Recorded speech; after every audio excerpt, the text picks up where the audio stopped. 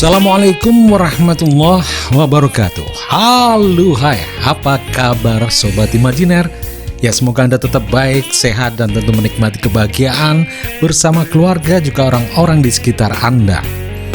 Ya, kali ini Imajiner hadirkan satu hal yang mungkin bagi kita sering bersentuhan dalam kehidupan sehari-hari, atau bahkan ada yang sama sekali tidak mengenalnya, yaitu tentang meterai. Untuk mendukung Imajiner Group, jangan lupa subscribe, like, dan share. Ya, disebut meterai bisa, materai bisa. Cuman kalau meterai ini bahasa baku, materai itu ya sama, yang dimaksud adalah meterai. Sedikit sejarah tentang penggunaan biometerai di Indonesia. Ini sebetulnya sudah diawali sejak tahun 1921. Ini waktu pemerintahan Hindia Belanda ya, mengenakan Zekel Verordening. Ini pengenaan meterai waktu itu. Kemudian baru diubah dalam Undang-Undang Nomor 2 tahun 65 tentang pengenaan biometri. Lantas yang terakhir diubah undang-undangnya pada tahun 1985, yaitu Undang-Undang Nomor 13 tahun 1985. Dan sekarang dimunculkan satu undang-undang baru, Undang-Undang Nomor 10 tahun 2010 tentang biometri, di mana sekarang digunakan meterai tunggal dengan nominal Rp10.000.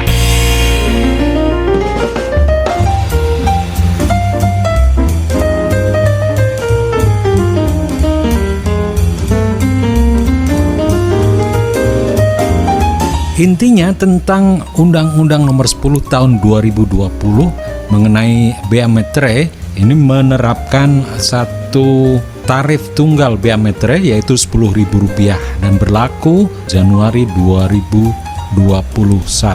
Biometri hanya dikenakan untuk dokumen nominal di atas Rp5 juta dan di bawah Rp5 juta tidak dikenai biometri.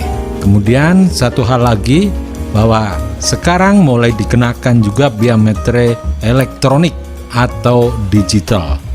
Jadi tidak hanya dokumen kertas, tetapi secara elektronik atau digital sesuai dengan undang-undang baru tentang ITE, maka ada pengenaan biometri elektronik atau digital.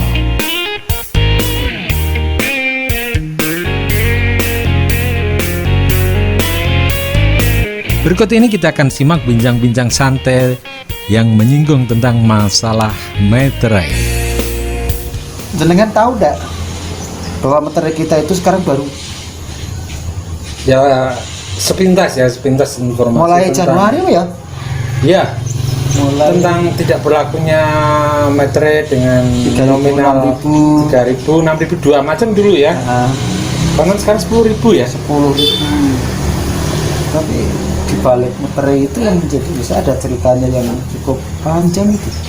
Nah, sekedar meterainya ya sudah kita dengan mudah kita dapatkan di pos-pos kantor pos atau di toko-toko kelontong, kita dapatkan itu. Iya, kadang-kadang semacam saya orang awam itu yang memang hanya memahami bahwa salah satu di antara penguat bukti tertulis yang katakanlah mempunyai kekuatan legal formal dan sebagai buktinya itu ditempeli meterai, itu kan dianggap mengikat pihak-pihak yang terkait dengan apa yang tertuang dalam bukti tertulis itu kan? Ya, seolah-olah ya.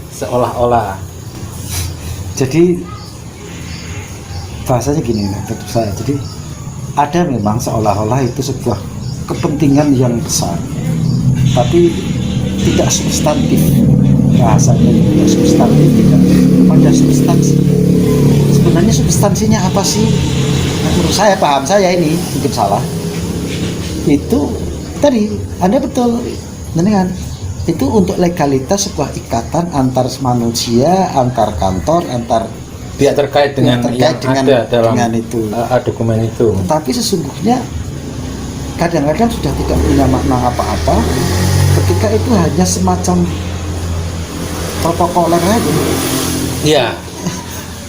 Jadi kita mungkin yang perlu menjadikan sebuah esensi itu ya bukti tertulis saja, titik gitu. Dalam artian kan karena keterbatasan ingatan kita manusia, makanya perlu ada dokumen yang nanti satu saat itu menjadi pengingat gitu. Oh iya, ini saya dulu membayar ini dengan harga ini, dengan tulisan cukup kan ya, maksudnya kan tanpa itu. Itu yang menurut saya esensinya sebetulnya letaknya adalah membantu keterbatasan ingatan kita. Gitu sebetulnya. Mungkin gitu ya. Iya.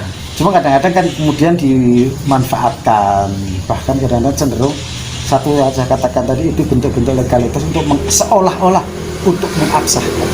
Tetapi dibalik itu kalau saya logikanya begini, itu sebenarnya kan untuk mengikat, melakukan ikatan agar kita berbuat baik, agar kita tidak punya niat jahat, dan ketika ada niat jahat berarti kita diketahui bahwa kita jahat, umpamanya dalam hal laporan, dalam hal laporan keuangan, laporan apapun lah, dibumbui atau ditumbuh, tempelin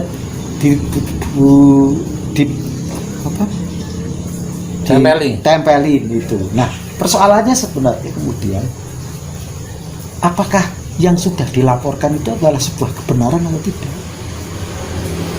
Iya. Boleh saja kan? Ya, boleh saja ketika dianggap secara legal sudah kuat dengan ada yang ditempelin metre, tapi yang tersurat di situ ada hal yang ketidakbenaran lah gitu ya, atau katakan ketidakjujuran di situ, kan tetap saja berarti walaupun itu ditunjang dengan bukti legal formal dengan metre, karena tetap di dalamnya ada unsur kebohongan gitu. Itulah yang kemudian kadang-kadang birokrasi kita menjadi sangat ribet itu.